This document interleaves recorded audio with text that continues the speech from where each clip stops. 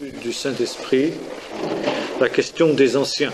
La dernière fois, on avait simplement introduit les ministères presbytéraux, c'est-à-dire les ministères qui sont essentiellement décrits dans les épîtres pastorales, et nous allons ce soir entrer dans plus de détails. Les anciens. Donc il en est question dans de nombreux textes, en fin de compte. Dans le livre des Actes, par exemple, chapitre 11, verset 30, chapitre 14, verset 23, chapitre 20, verset 17.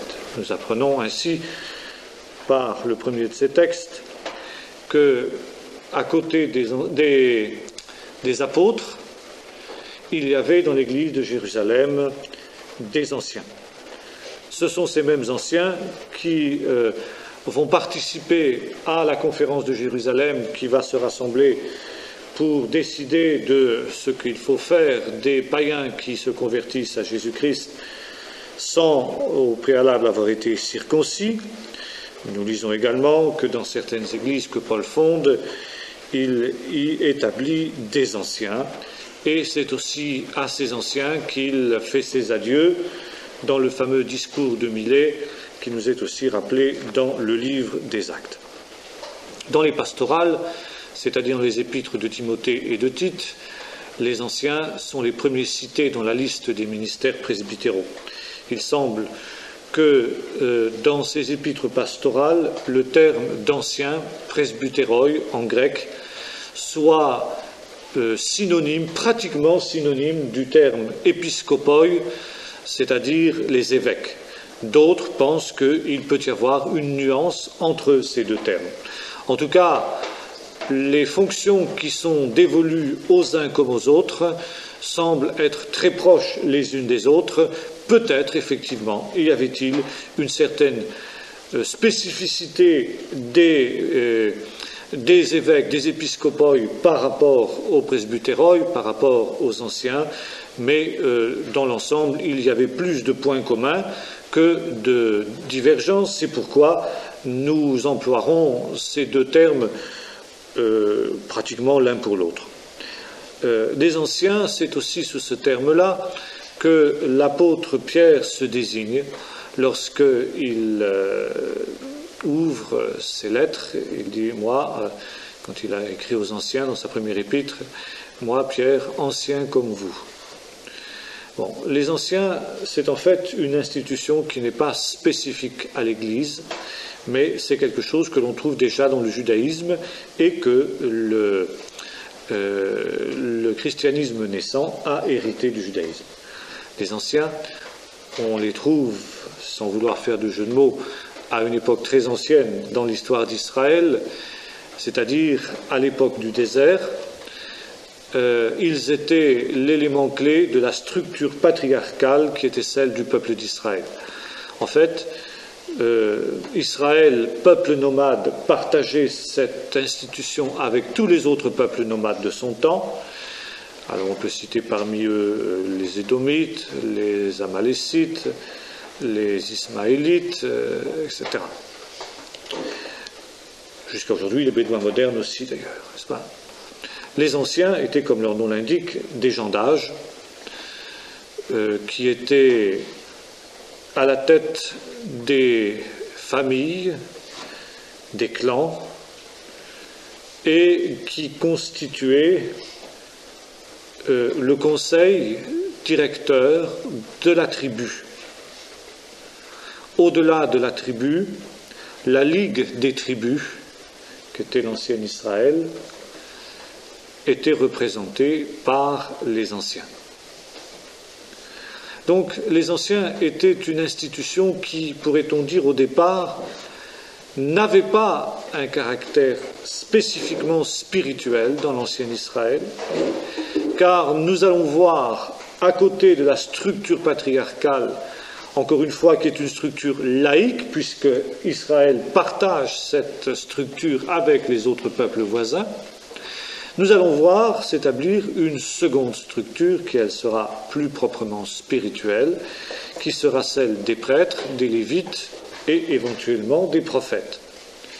Puis, il y aura aussi les juges et ce qu'on appelle les chotrim, les policiers, enfin c'est un mot moderne, ça du moins, je ne sais pas comment on peut traduire ça en hébreu ancien, les surveillants, etc. Quand Israël reviendra d'exil et que donc la structure patriarcale aura disparu après l'exil de Babylone, les anciens vont devenir les responsables de la synagogue. La synagogue va être administrée par des anciens. Qui sont des anciens? Plus, cette fois-ci, obligatoirement des gens qui sont descendants, ou plutôt les représentants des familles de la tribu, mais c'est quand même les représentants, si vous voulez, des familles qui composent la synagogue. Car la synagogue, qu'est-ce que c'est? C'est une association de familles juives qui sont dans un certain lieu et qui donc se rassemblent pour adorer Dieu, pour prier et pour étudier sa parole. Donc il y a un certain nombre d'anciens dans chaque synagogue jusqu'à nos jours.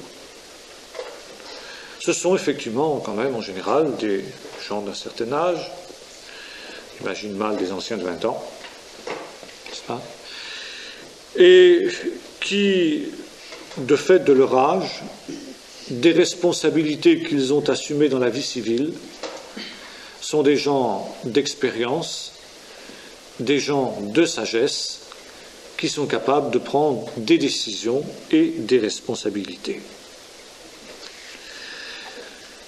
Quand nous arrivons dans l'Église, les choses sont un petit peu différentes.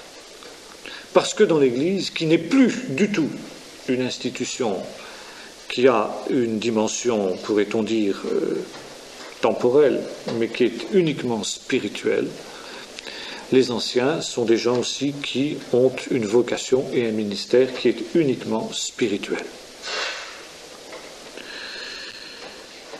En fait, ce qu'ils ont de commun avec les anciens de la synagogue, c'est que ce sont effectivement aussi des gens d'un certain âge.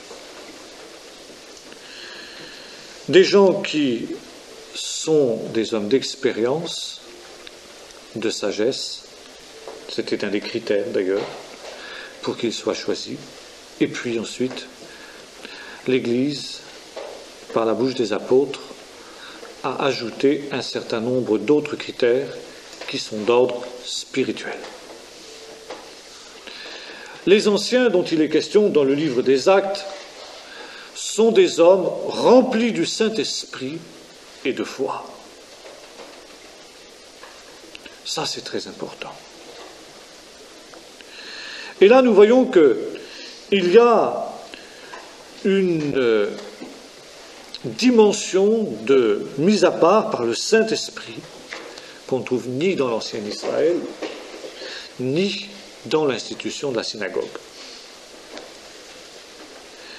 Mais le fait que ce soit là le critère essentiel, savoir qu'ils soient des hommes spirituels, montre bien ce qu'est la note dominante du ministère chrétien. Des hommes remplis du Saint-Esprit et de foi.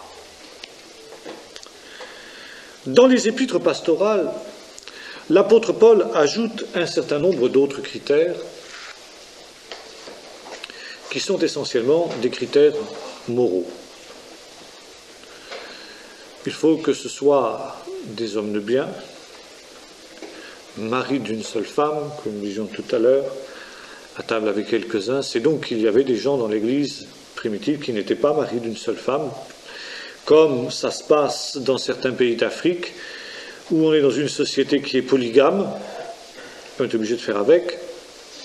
Il est difficile de demander à quelqu'un qui est marié avec plusieurs femmes, de lui demander de répudier ses femmes du jour au lendemain comme ça, et de condamner donc ces femmes à une situation économique précaire.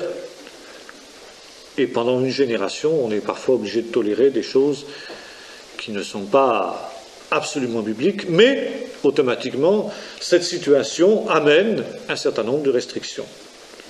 Celui qui se trouve dans une situation de ce type ne peut pas prétendre à un office de diacre ou, a fortiori, à un office d'ancien ou d'évêque. Donc non plus, bien entendu, les autres ministères dont nous avons déjà parlé. Il faut ensuite qu'il sache tenir sa maison et ses enfants dans la soumission. Ce qui est un minimum, nous dit l'apôtre Paul, car s'il ne sait pas prendre soin de sa maison, comment prendra-t-il soin de l'Église de Dieu? Ça tombe sous le sens. Ça. Il faut que ce soit un homme pacifique, doux, qui ne soit pas emporté, colérique, car une de ses fonctions sera justement d'arbitrer d'éventuels conflits entre les membres de l'Église. S'il est lui-même quelqu'un qui participe au conflit, il vaudrait mieux qu'on en mette un autre. Ça aussi, ça tombe sous le sens. Il faut que ce soit quelqu'un qui ne soit pas attaché à un gain honteux, qui soit désintéressé, qui soit pur, de toute ambition charnelle et personnelle. Ça veut dire qu'il accomplit sa tâche, non pas pour un honneur, ni non plus pour un gain, puisque c'est le même mot en grec, mais que ce soit quelqu'un qui le fasse d'une manière totalement désintéressée, uniquement pour le règne de Dieu dans une totale et entière consécration.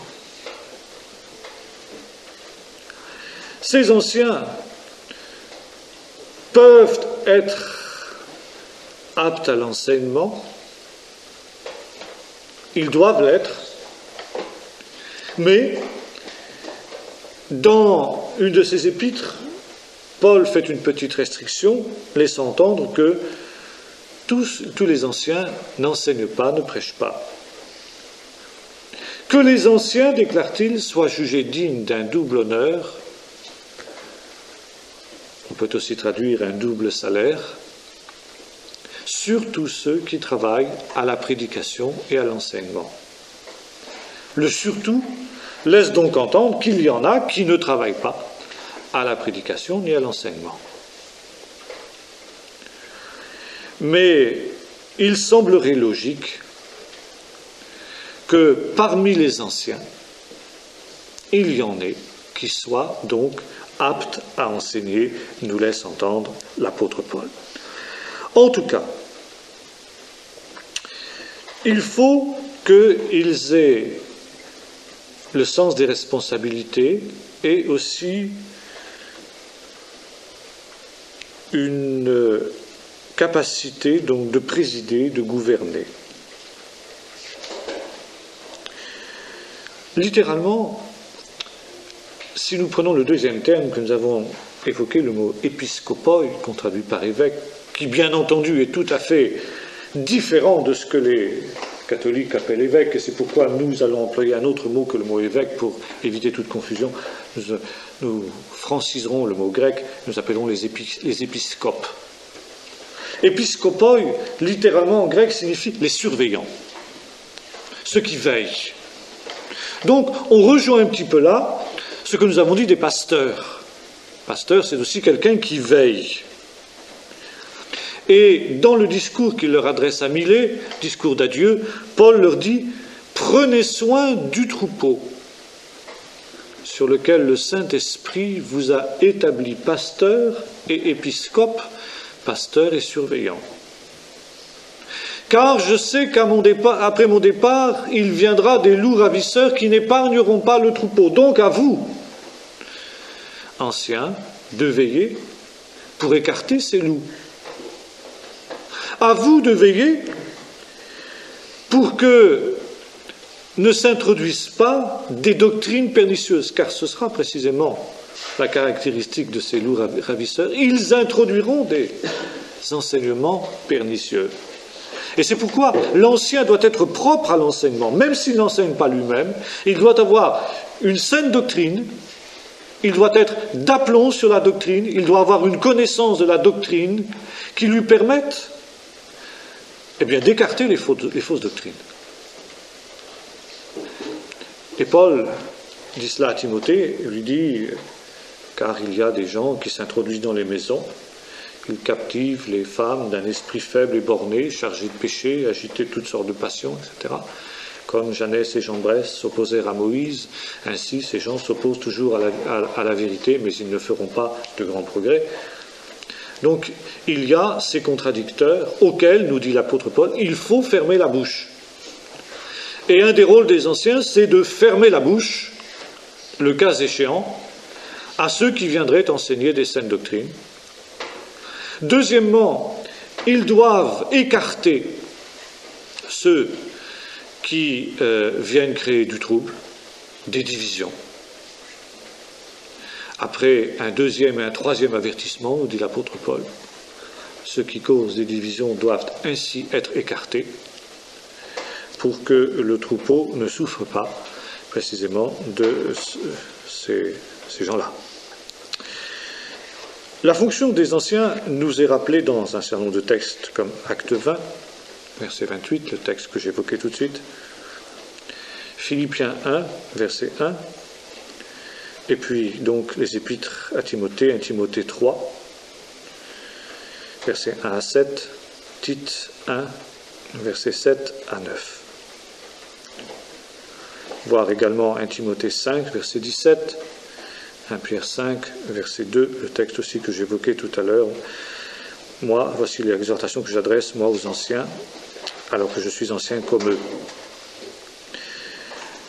Bien, donc, ils veillent sur l'enseignement, ils sont capables de s'opposer aux faux docteurs, 2 Pierre 2, verset 1. Ce sont ceux aussi qui exercent la présidence,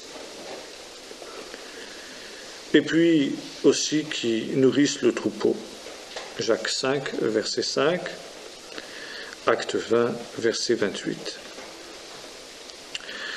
Donc ici, nous voyons que par bien des aspects, les anciens, le rôle des anciens, recoupe celui des pasteurs. Nous avons vu que la différence essentielle, c'est que le pasteur est en général un ministère qui dépasse le cadre de l'Église locale, tandis que celui des anciens s'exerce dans le cadre de l'Église locale. Il y a des cas où le pasteur est un ancien, le premier des anciens, et son ministère ne dépassera pas le cadre de l'Église locale dans ce domaine. Et il sera donc assisté des autres anciens. Et donc les anciens sont la structure de l'Église locale, la colonne vertébrale de l'Église locale. Et rien n'est plus précieux à une Église locale que d'avoir des anciens solides. Ce sont les colonnes de l'Église. Seulement, à partir de là, eh bien, on comprend que devant une responsabilité de ce type-là, on ne peut pas investir n'importe qui d'une telle responsabilité. Comment peut-on devenir ancien? Paul le dit d'une manière très claire à Timothée.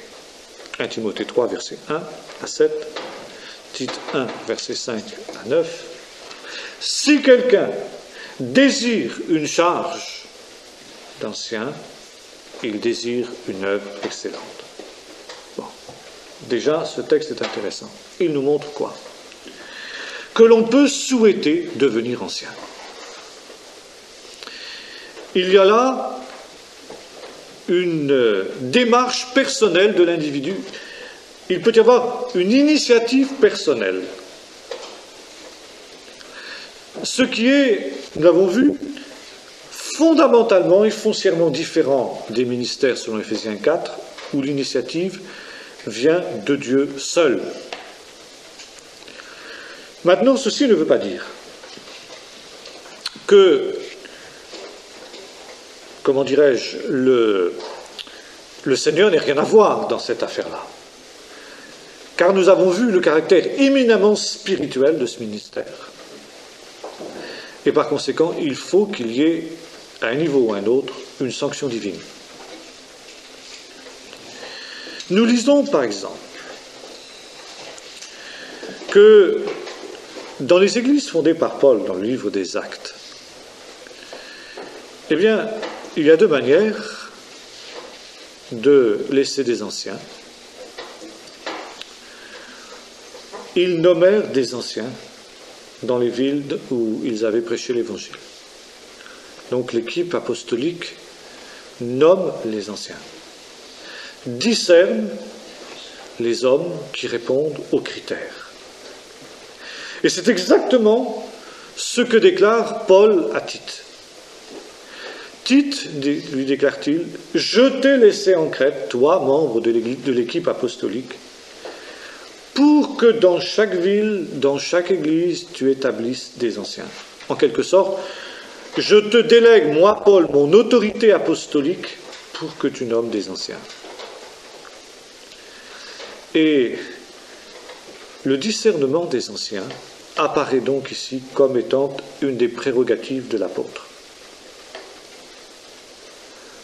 L'apôtre est celui qui a le discernement spirituel pour nommer les anciens, pour discerner parmi les frères ceux qui vont être aptes à cette tâche, à la fois qui le désirent et à la fois que le Seigneur a préparé pour cela.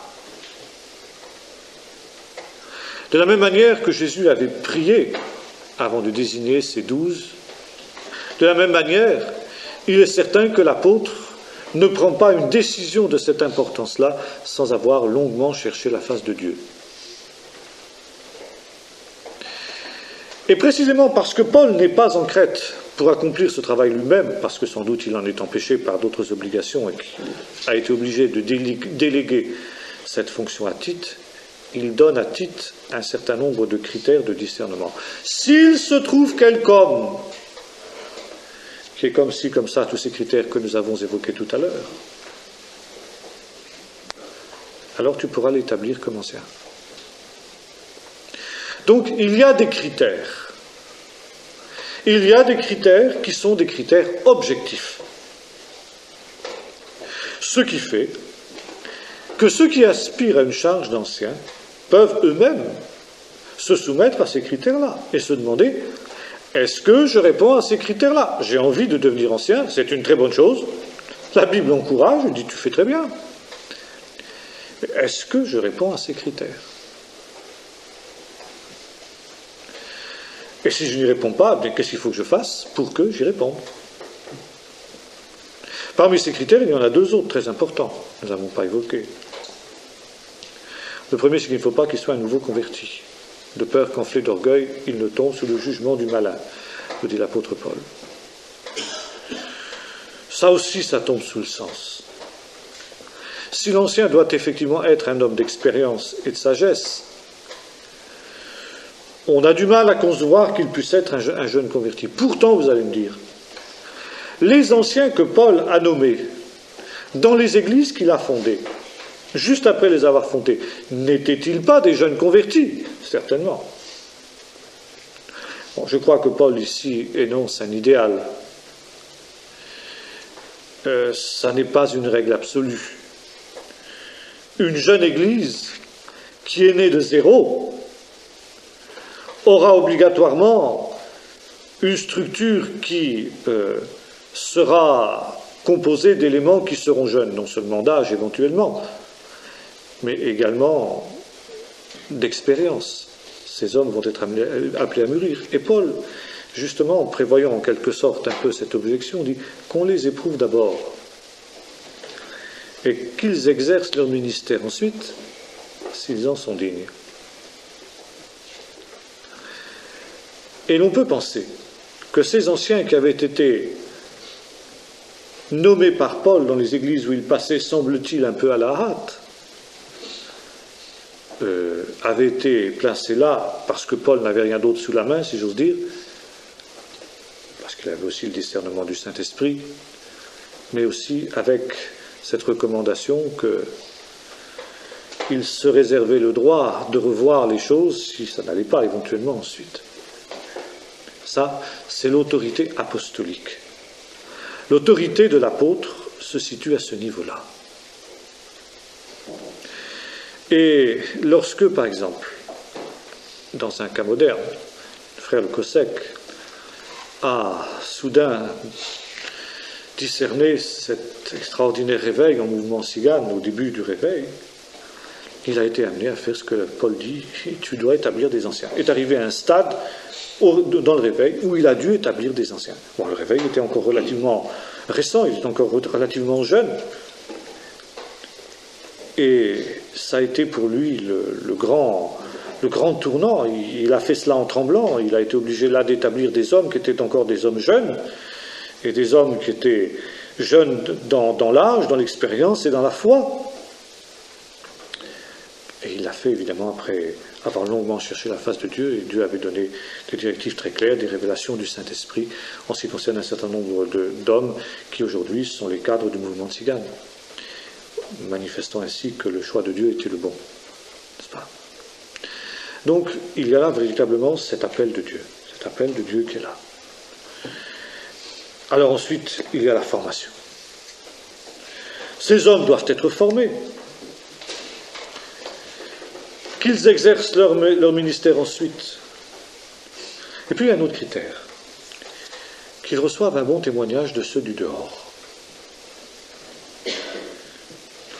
Ça aussi, c'est une chose importante. Qu'ils aient un bon témoignage de ceux du dehors. Et alors, à ce moment-là,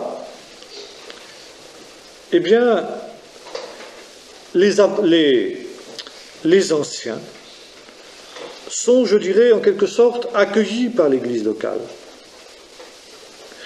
L'Église locale dit, eh bien, effectivement, ce sont des hommes que Dieu nous donne. Mais si après le temps d'épreuve, l'épreuve est négative, l'Église peut dire, tu sais Paul, sur les anciens que tu nous as donnés, il y en a un pour lequel, là, on a vraiment des doutes, hein, ça ne va pas trop. Éventuellement, la chose peut être alors revue, c'est évident.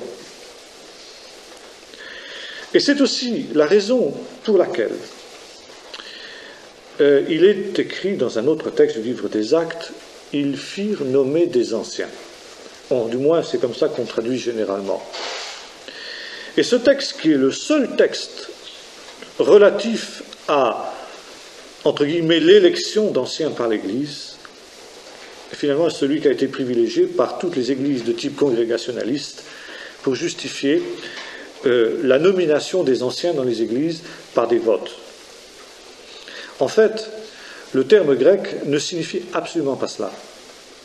Le terme grec signifie ce que nous venons d'exposer, ça veut dire il présente à l'Église un certain nombre d'anciens, d'hommes qu'il leur propose comme des anciens,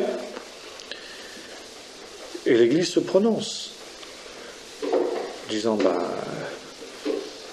celui-là, vous ne le connaissez pas aussi bien que nous, hein, mais vous savez, celui-là, il n'a pas tellement un bon témoignage. Ah bon, il n'a pas un bon témoignage? Non. Parce qu'on dit de lui, il a donné au vin, il est comme ci, il est comme ça. Ah bon, on va prendre un autre alors. En tout cas, ce qui est certain, et ça je voudrais insister très fort, parce que c'est un gros problème dans bien des églises, la nomination des anciens n'est jamais une nomination qui est faite au suffrage universel et direct, cher à la République française et aux révolutionnaires de 89. Il ne faut pas mélanger les choses. L'Église n'a jamais été et ne sera jamais une démocratie. Non pas que la Bible soit contre la démocratie sur le plan politique, ça n'a rien à voir. Comme disait Churchill, la démocratie est le pire des systèmes à l'exception de tous les autres. C'était son jugement. Je crois que c'est dû à deux choses. Premièrement, parce que c'était quelque chose qui était vécu par l'Église primitive. Qu'elle est de soi. Il n'y avait pas besoin de le dire. Et il n'y a pas un traité systématique, hein, comme on pourrait chercher dans le Talmud, par exemple. Chercher dans le Talmud les prêtres. Bon. Comment les prêtres sont comme ci, comme ça. Non. Mis à part ça, ces textes antimothéatiques, il n'y a pas. Bon, c'est quelque chose qui va de soi, qui est une vie. Deuxièmement, il y a le fait que l'Église traditionnelle, l'Église au long de son histoire, s'est écartée du modèle biblique. On voit par exemple, très intéressant, la Didaché. La Didaché avait encore ces ministères-là. Là, on les voit en fonction. C'est très intéressant l'étude de la Didaché à ce niveau-là. Puis ensuite, on a le système hiérarchique qui s'installe, et notamment c'est au moment de la conversion de Constantin, parce que l'Église devient une institution d'État. Alors l'État veut dominer les choses, et alors il veut la contrôler, il met la même structure que dans les fonctionnaires civils, quoi. Et on a le même problème, la République aujourd'hui. Si on a évoqué ces problèmes de ces diacres et ces anciens qui sont élus au suffrage universel et direct, c'est parce que la République française veut contrôler les églises. Et jusqu'à un certain point, c'est pas illégitime entièrement. Ils veulent savoir ce qui se passe. Bon, c'est une institution dans l'État. Encore qu'il ne faut pas que ça dépasse certaines limites. C'est tout le problème des rapports entre Église et État. C'est un problème beaucoup plus complexe. Enfin, qui est beaucoup plus complexe peut-être pas, mais qui est complexe aussi. Pas mais c'est toujours la même tentation. L'Église s'aligne sur les institutions d'État parce que c'est plus facile. Parce que le reste est spirituel. Et quand on perd la vision spirituelle, eh bien, on revient sur une structure humaine. Et la structure étouffe la vie. Et ça, c'était la grande découverte des pentecôtistes. Les pentecôtistes du début du siècle, ils ne voulaient pas de structure. Et ils sont tombés dans l'extrême inverse. Ils ne voulaient pas de structure parce qu'ils disent les structures tuent la vie, les structures tuent le Saint-Esprit. C'est vrai, mais il y a les structures qui sont données par le Saint-Esprit. Mais quand le Saint-Esprit n'est plus là, on a tendance à remplacer les structures données par le Saint-Esprit par des structures humaines. Et le système catholique est typique de cette affaire-là, parce que le système catholique, quand tel qu'il vous l'explique, ils disent mais c'est profondément enraciné dans la Bible. Et c'est pas faux. Ils ont les évêques qui sont les successeurs des apôtres, donc ils ont la vision de l'apôtre, telle que la Bible montre. Ils ont les anciens qui sont les prêtres, ils ont les diacres qui sont des fossiles, des croupions de tout ce qui était. Bon, maintenant ils sont en train de les remettre un petit peu en évidence, mais c'était ça. Seulement, ça n'a plus rien de spirituel, c'est uniquement administratif, c'est mort, c'est figé, c'est structuré. Il n'y a plus la vie de l'esprit dans ces choses-là. Et si l'esprit revenait, il ferait éclater tout ça. Et c'est ce qui s'est passé d'ailleurs dans le réveil charismatique. Ils n'ont pas accepté. C'est pour ça que le réveil a été tué. Et là, les premiers pentecôtistes avaient vu juste la structure tue la vie, la structure humaine. Et c'est pour ça que Donati a raison quand il dit, logiquement, le réveil de l'esprit doit nous ramener dans la structure biblique, la structure spirituelle, donnée de Dieu, qui descend de Dieu, qui vient d'en haut, qui ne monte pas d'en bas, qui n'est pas une organisation humaine. Mais quand l'Église sort de la vision spirituelle, quand le Saint-Esprit s'en va, elle se donne une organisation humaine. C'est le seul moyen pour elle de subsister. Et alors, cette organisation humaine-là, elle s'oppose toujours au Saint-Esprit, comme l'avaient fait les pharisiens. D'ailleurs, vous trouvez ça, c'est ce que dit Étienne au Sanhédrin. Il dit, homme au cœur endurci, vous vous êtes toujours opposés au Saint-Esprit, vous, vos pères, ça a été toujours comme ça a été les chefs du peuple qui se sont toujours opposés au Saint-Esprit. Et ça vous retrouvez dans l'Église. Qui sont les plus grands adversaires de l'œuvre de Dieu dans l'Église, c'est toujours les chefs. Qui ont été ceux qui se sont opposés à Luther? C'était les chefs de l'Église. Qui ensuite s'est opposé aux révivalistes qui sont venus dans l'Église d'Angleterre au XVIIe siècle? C'était les chefs de l'Église anglicane, qui eux-mêmes avaient été persécutés un siècle plus tôt par les catholiques, et ainsi de suite. Qui sont ceux qui se sont opposés au mouvement de Pentecôte? C'était les pasteurs des églises évangéliques qui étaient issus des réveils qui les avaient précédés. C'est toujours pareil. Là, il y a une loi spirituelle. Alors c'est pourquoi, justement, dans certains milieux pentecôtistes, on est tombé dans l'extrême, on dit, bon, bah alors plus personne, plus de ministère, plus rien du tout. Seulement, là, c'est pareil, c'est l'anarchie. Et là, il y a tout vent de doctrine, etc. Et c'est pas simple, c'est pas simple. C'est un problème extrêmement grave, qui est tout en équilibre, qui est tout en nuance, et qui est véritablement, qui doit être un don de l'Esprit de Dieu. C'est là qu'on voit le critère de la marche spirituelle d'une œuvre, si les ministères sont en place. Ça, je crois que c'est fondamental. Vous avez plein de gens qui rêvent d'être anciens, mais qui ne répondent pas aux critères. puisque ce n'est pas le critère qui joue, c'est l'élection. Si on commençait à appliquer tous les critères de Tite et Timothée à tous les anciens qui sont dans les églises congrégationalistes, baptistes, pentecôtistes et autres, j'aime autant vous dire qu'il y aurait un drôle de nettoyage par le vide. Et je me souviens quand j'ai objecté pour ce brave frère que la Bible dit qu'il ne doit pas être adonné au vin, bon, je vous laisse deviner ce que j'ai pu entendre. D'abord que je jugeais ce brave frère si gentil, que on connaissait depuis si longtemps, etc. Et puis qu'il avait été élu, c'était pas le problème. Hein. Alors c'est plus la parole de Dieu qui fait la loi, c'est la loi de 1905, c'est l'État.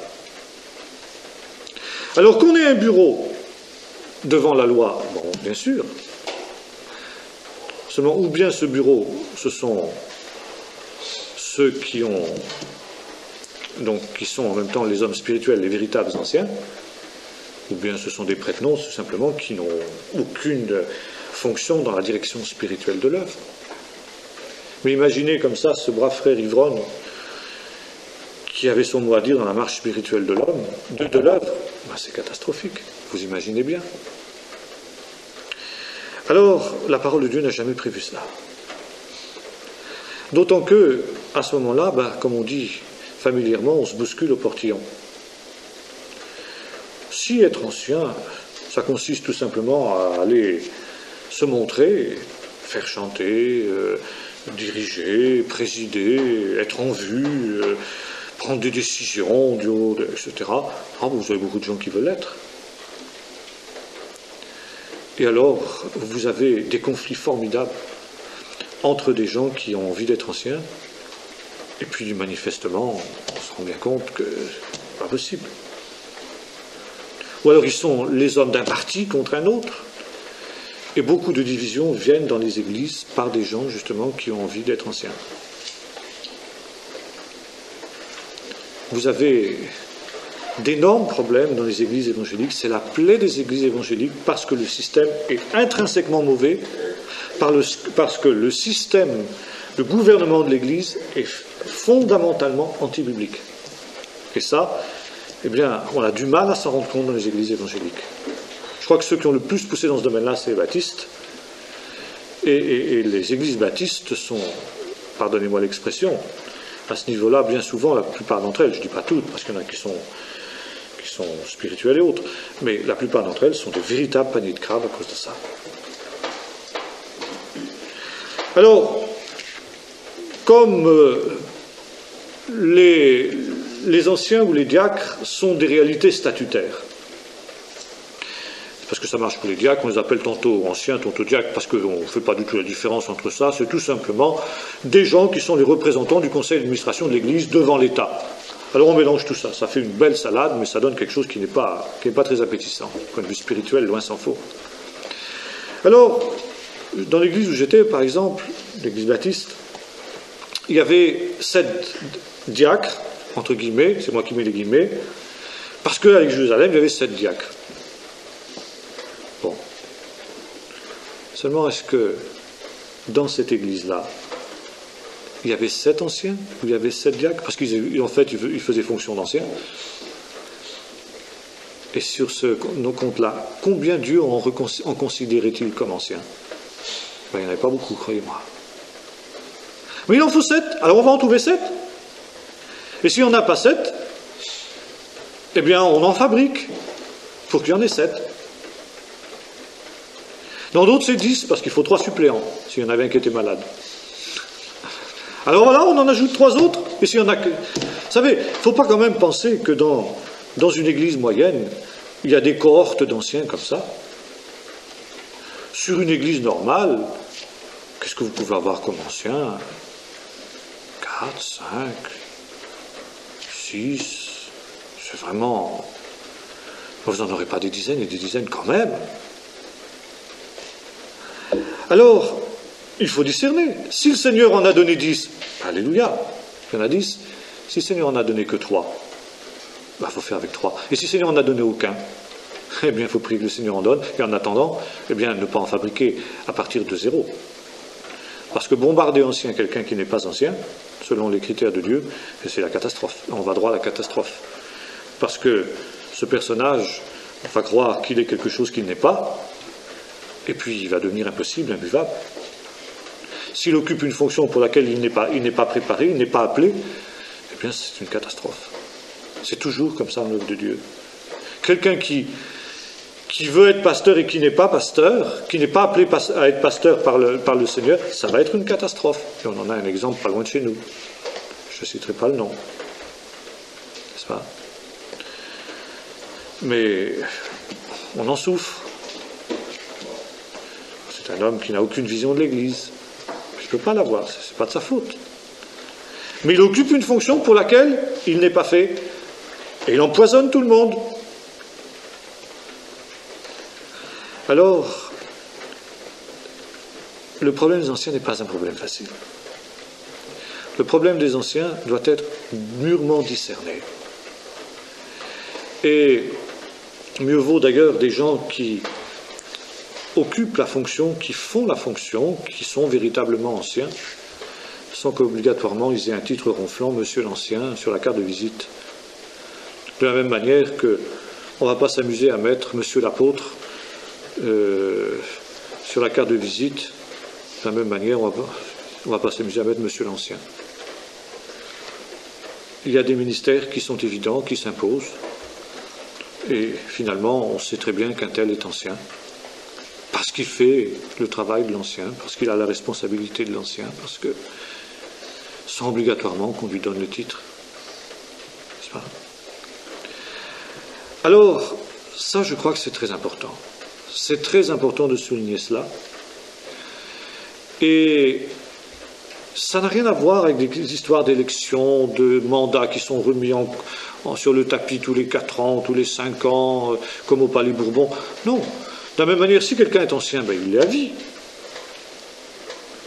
Il n'y a pas une retraite d'ancien. Hein. Bon, il y avait les prêtres, ils prenaient leur retraite à 50 ans. Dans l'ancienne alliance, hein, mais ça n'a rien à voir. On est ancien, on est ancien. De la même manière que quelqu'un qui est apôtre, ben, il n'a pas une retraite d'apôtre. Hein. Alors, ça c'est très important parce que il y a cette ratification du Saint-Esprit qui est là, qui est essentielle. Et autant de bons anciens, de véritables anciens, sont une bénédiction pour l'Église, je disais tout à l'heure, l'Église locale, qui a alors une structure solide, qui repose sur des colonnes, autant des anciens qui n'en sont pas peuvent être alors là un désastre. Et ça, j'en parle en connaissance de cause, parce que je me suis trouvé dans l'église où j'étais avant confronté à ce problème-là, et je sais le dégât, le tort que ça peut faire. Et ça, c'est des problèmes qui sont partis pour des générations après. Hein. Quand on a fait cette erreur-là au départ, c'est des générations, c'est presque irrattrapable après. Et on comprend les précautions dont s'entourait Paul quand il disait à Tite, fais attention, hein, si tu établis des anciens, les anciens, il faut qu'ils soient comme ci, comme ça, comme ça, comme ça. Il multiplie les choses, parce que c'est trop grave, c'est trop sérieux. Et à partir du moment où il y a cela, alors il peut y avoir une très très grande bénédiction. Dans la mesure où ces anciens sont humbles, on marche la main dans la complémentarité. Chacun, bien entendu, dans le cas de l'Église locale, il en sera comme dans le cas de l'Église universelle. Chacun aura sa fonction plus spécifique. Nous avons vu, il y a ceux qui prêchent, ceux qui enseignent, ceux qui ne le font pas. Mais chacun sera utile là, à la place où il est, et ne cherchera pas à aller au-delà de ses limites, à empiéter sur les prérogatives de son frère. Mais il y aura une prise de conscience de ce qu'est chacun, des dons, des talents reçus par les uns et les autres, et ce sera la réalité qui sera mise au service de l'ensemble. Et peut-être que précisément, là aussi, la tâche des ministères, c'est de coordonner ces anciens, c'est pas d'une chose qui est toujours facile, ça, pour justement faire en sorte que ce soit cette équipe harmonieuse. Dans le fond, c'était ce que faisait Paul avec son équipe, comme c'était sur un plan différent, c'était pas des anciens, parce que c'était pour le cas de l'Église universelle, mais il avait cette équipe apostolique avec lui qu'il coordonnait, en quelque sorte. Il en va de même pour les diacres. Les diacres sont un ministère du même type que celui des anciens. C'est un ministère local, pour l'Église locale, qui lui aussi répond à des critères. Et en fait, quand nous comparons les critères qui sont évoqués par l'apôtre Paul pour les anciens et pour les diacres, on se rend compte que c'est à peu près les mêmes critères. N'est-ce pas ? Il n'y a pas grande différence. Qu'est-ce qui diffère ? Eh bien, ce qui diffère, c'est le type de ministère. Le diacre, c'est le diakonos, diakonoi au pluriel, en grec, qui signifie, selon l'expression de vieux français, le ministre. Ça vient de là, le ministre. Parce qu'au départ, ce qu'on appelle des ministres aujourd'hui ne sont pas devenus les personnages imbuvables que nous avons dans le monde politique, mais les ministres sont les serviteurs de tous. Bon, on va dire ça, nos ministres, ils en sont loin, bien sûr, ça c'est évident. Mais dans le cadre de l'Église, il devrait en être autrement. Le mot diaconia, c'est un mot général aussi qui représente en quelque sorte le ministère en général. Et les ministères s'appellent aussi des diaconioi. Apôtre, c'est un diaconia. Prophète, c'est un diaconia. Mais il y a, semble-t-il, en tout cas, c'est pas semble-t-il, c'est certain, un sens plus particulier du mot, qui concerne un type plus spécifique de ministère. Alors, quelle va être la différence entre le diacre et l'ancien ? Nous avons vu, ils doivent répondre aux mêmes critères.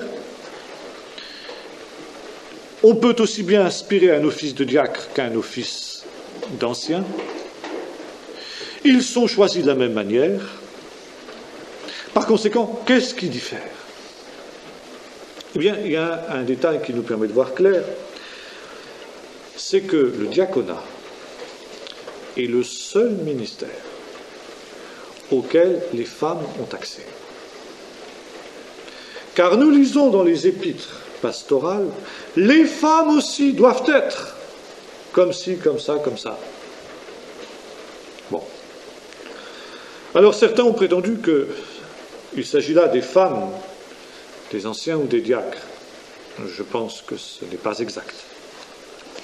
Nous lisons en effet dans l'épître aux Corinthiens que Paul recommande notre sœur Phébé qui est diaconesse de l'église de Sancrée. Donc, il y a des femmes qui exerçaient le ministère de diaconesse. Et ceci nous permet de comprendre un peu mieux ce que va être le ministère de diacre. Car qu'est-ce que dit Paul pour les femmes ? Je n'autorise pas la femme à enseigner ni à prendre de l'autorité sur l'homme. Nous pouvons donc conclure que le ministère de diaconesse, et donc de diacre, qui est son pendant masculin, est un ministère où il n'y a pas d'enseignement et où il n'y a pas d'autorité sur l'homme en tout cas. Donc, cela représente quoi ? Eh bien, cela représente tout ce qui est secours, aide, entraide, bref, qui n'implique pas une position d'autorité, au sens des anciens. Tout le reste, quoi. Ce qui est quand même énorme. Ce qui est quand même très vaste. Ce qui concerne l'administration. Ce qui concerne les enfants. Le travail parmi les enfants. Le travail parmi les dirais-je, ce qu'on appellerait aujourd'hui les paumés. C'est pas ce, je crois que c'est trop restreint le ministère du diacre que dit c'est pour les tâches matérielles. Pas du tout. Enfin, pas du tout. Non. Je dirais pas seulement. Ça aussi, mais pas seulement.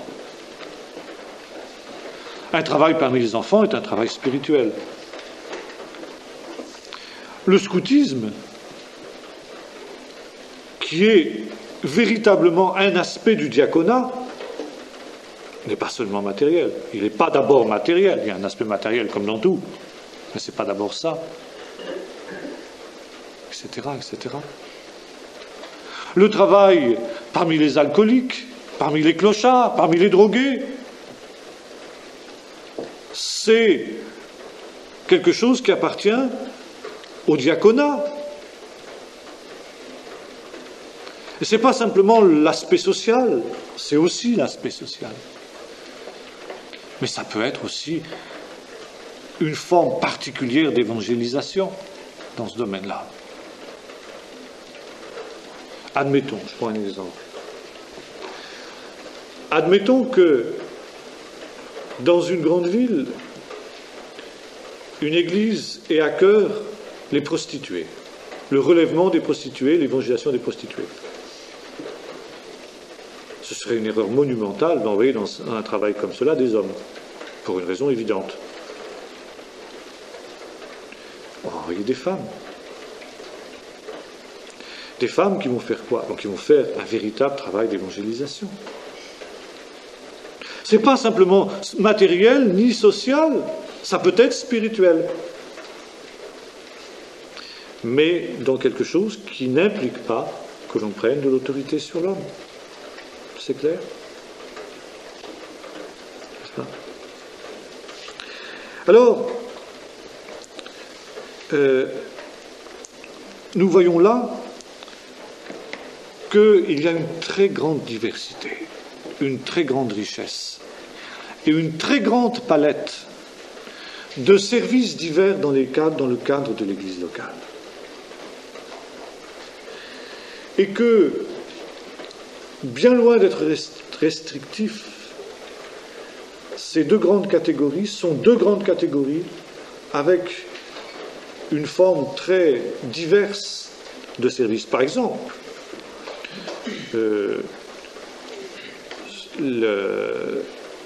la musique dans une assemblée, ça appartient au diaconat. C'est très vaste, c'est très varié. Et, en fin de compte, l'imagination, ou plus exactement la révélation du Saint-Esprit, doit nous permettre de découvrir, en fonction des besoins de l'œuvre, des formes nouvelles de diaconat, c'est-à-dire de service. Et à partir de ce moment-là, on comprend que là, on est loin de la vision que j'évoquais tout à l'heure, où le diacre, il est élu par l'Assemblée tous les 4 ans pour bien jouer au petit chef.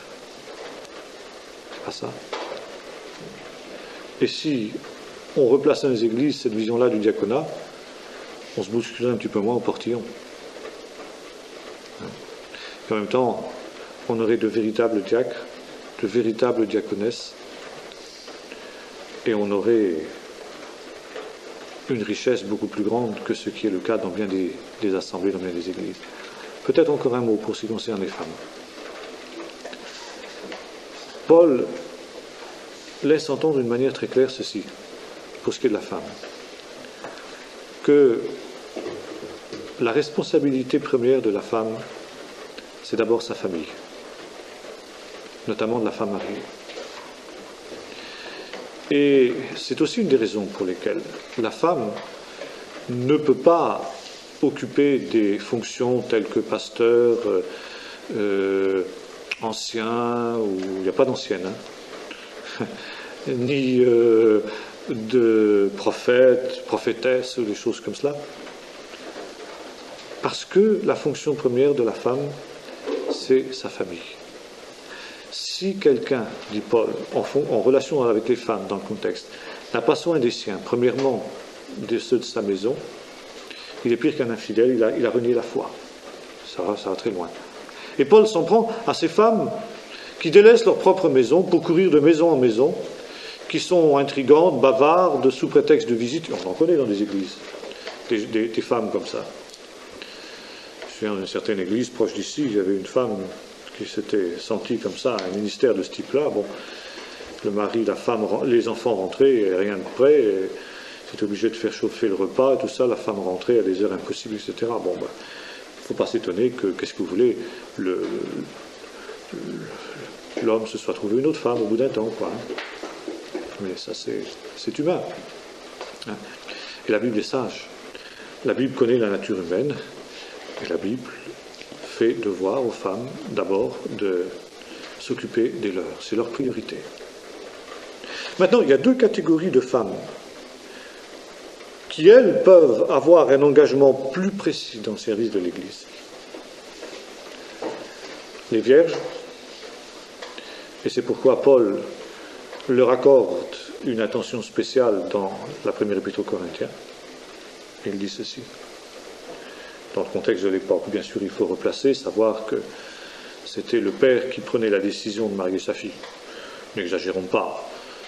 La fille était consultée, et un père responsable n'aurait jamais bien entendu marier sa fille avec quelqu'un qu'elle n'aimait pas. Mais enfin, c'était le père qui prenait l'initiative, c'était comme ça que ça se passait. Alors Paul s'adresse au père et dit, voilà, si un homme estime déshonorant pour sa fille de dépasser l'âge nubile, sans qu'elle soit mariée, il désire la marier, parfait.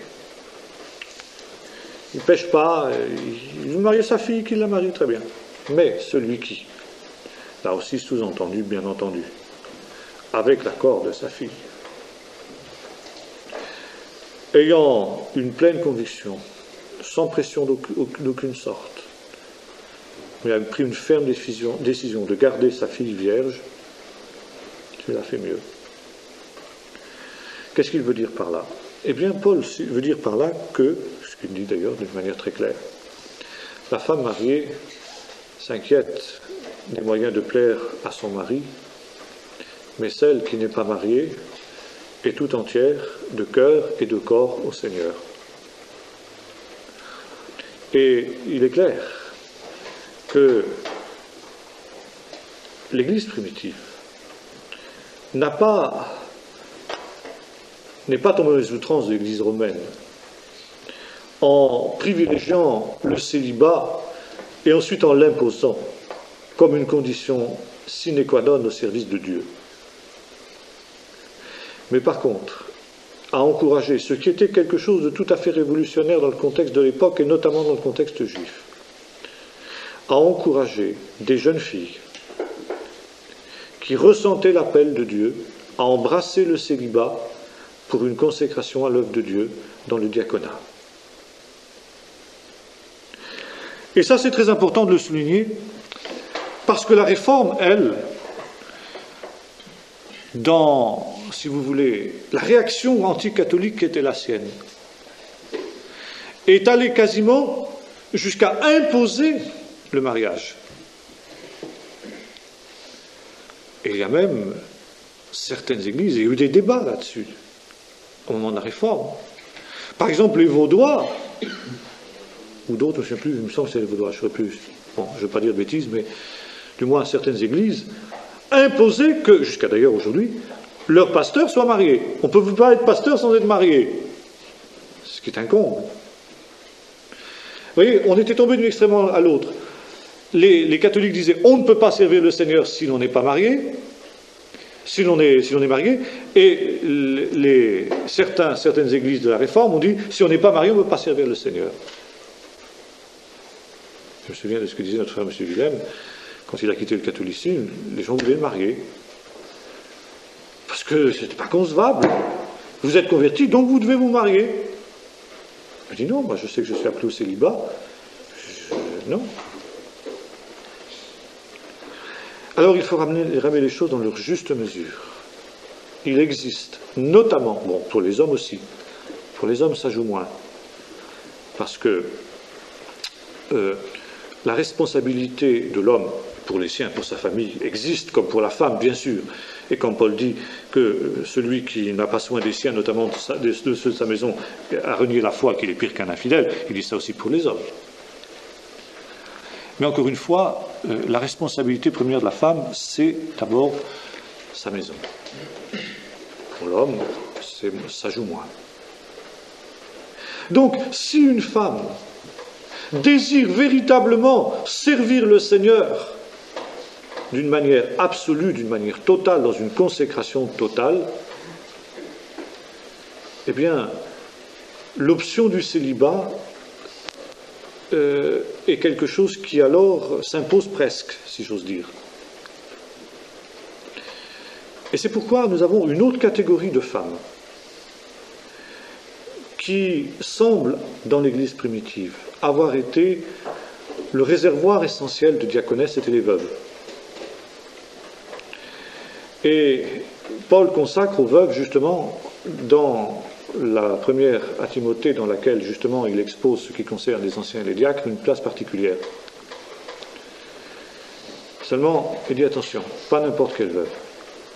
Et là, il semble que les veuves constituaient dans l'Église une catégorie à part de femmes qui étaient au service de Dieu. En même temps, en contrepartie, elles étaient aussi entretenues par l'Église, parce qu'il n'y avait pas de pension de veuve à ce moment-là.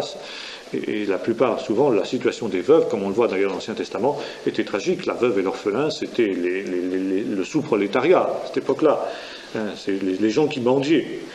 Alors il y avait, bien sûr, comme on le voit dans l'église de Jérusalem au départ, les veuves qui recevaient, donc il y avait un service de table, c'est-à-dire des secours matériels pour ces femmes. Pour ces femmes-là et vraisemblablement pour leurs enfants. Donc ça s'est maintenu dans l'église, les veuves.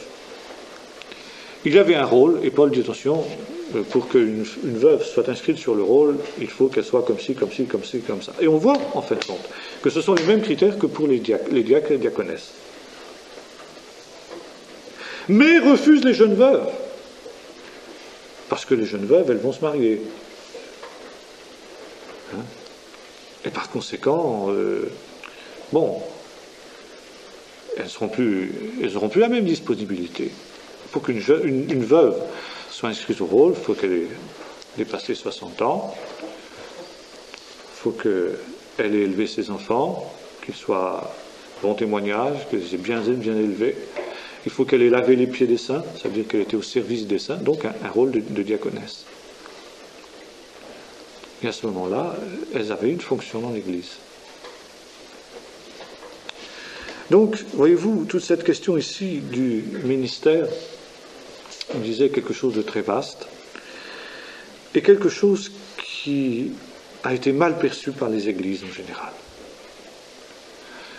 Et je voudrais simplement terminer par la parole de Donald G., qui, dans une de ses dernières conventions, avait déclaré ceci: le mouvement de Pentecôte réussira ou échouera dans la mesure où il redécouvrira ou ne redécouvrira pas les ministères. Et de fait, on peut dire que si, à bien des égards, il y a eu des échecs, il y a eu des problèmes, pas seulement dans le mouvement Pentecôte, mais dans le monde évangélique d'une manière générale, c'est en grande partie, pas seulement dû à ça bien sûr, mais c'est une des grandes raisons, et précisément ce problème des ministères. Ce problème des ministères qui est essentiel, car c'est la charpente. Si on n'avait pas une bonne charpente, si on n'avait pas une bonne structure, vous savez, beau avoir ensuite une construction magnifique, eh bien, elle s'écroulera, ça, il n'y a pas de problème. Alors voilà, si vous voulez, en gros, ce qu'on peut dire des ministères. Bien sûr, on pourrait longuement parler encore de ces questions qui sont essentielles. Ce ne sont pas des questions faciles, nous l'avons vu. Pas difficiles, pas faciles à cerner, encore moins faciles à mettre en œuvre. Mais la grâce de Dieu est là aussi pour nous aider, à la fois dans la redécouverte et dans la mise en pratique de ces choses.